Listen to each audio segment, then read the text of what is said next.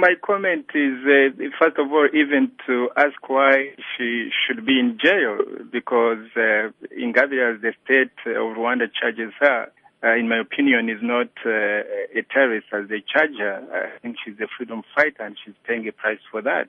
I was talking with the spokesperson for the prosecutor, and they said that they denied her the bail because when she was first granted bail, she continued to commit more crimes, meaning causing instability in the country. Yeah, that's exactly fits into the pattern in the types of allegations that the government of Rwanda and particularly President Kagame makes against any person who is in the opposition. It's not only Ingabire who has been called a terrorist. If you're not charged with terrorism, they say you're a criminal, you're corrupt, they call you a genocidal.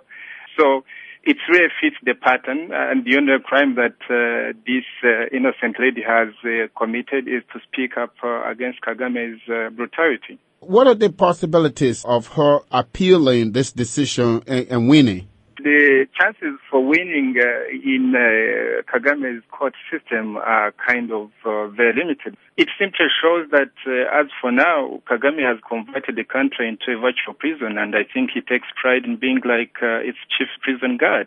It's not Ingabire who is a terrorist. It's rather the Rwandan people versus state terrorism that is being imposed on them by Kagame.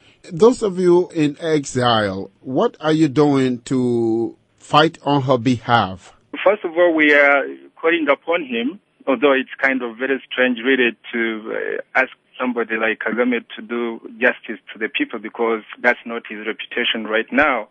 But we certainly call upon him to release all the political prisoners, first and foremost Ingabire, but there are others who need justice and who should be given justice. Number two, we are calling upon all Rwandese people to resist him peacefully. And number three is to call upon the international community for whom Kagame depends for his excesses, to put pressure on him indeed to make sure that he allows fundamental freedoms to flourish in the country. Like many other Rwandans, both within the country and outside the country, we say that the country is facing triple problems, really, three interrelated problems, all of them certainly emanating from the dictatorial powers that the current leader, General Kagame, holds within the country. And the first problem being that the really denial of the fundamental freedoms of the people. There are so many people who've died in Rwanda since 1994. And most of these deaths can be traced to General Kagame himself or those under his command. The third problem that the country faces is the fact that this absolute power forgets that one of the enduring problems of Rwanda has been one on how to make sure that the ethnic groups in the country live together peacefully. And if you fail to organize power in such way that the three ethnic groups can find themselves in the governance, then you create conditions in which civil war and possible genocide can recur in the future. Is it true that you say in the report that an armed conflict in Rwanda is inevitable? We say that if the current conditions in Rwanda persist, then, as has happened in the past, civil conflict seems to be inevitable. But we also say that it not need be like that, because certainly we know some kind of other things that needs to be done in order to make sure that that does not happen. Dr. Rudasingwa, what is your comment on the draft United Nations report, which alleges that Rwanda committed war crimes in the Democratic Republic of Congo? That's part of the lingering problem of Rwanda, because it's not only the crimes which were committed in the Congo, but you also know, and this has persisted for a very long time,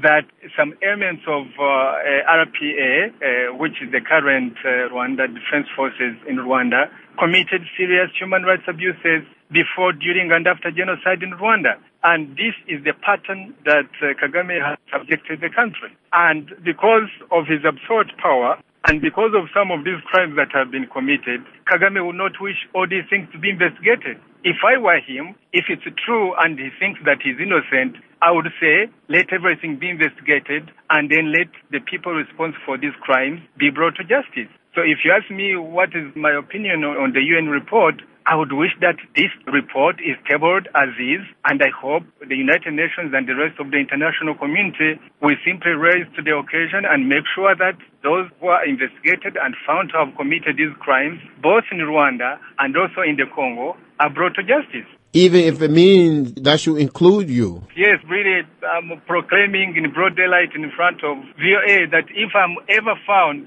to have been committed any crime, I'll be the first one to appear before those tribunals. So I have nothing to fear.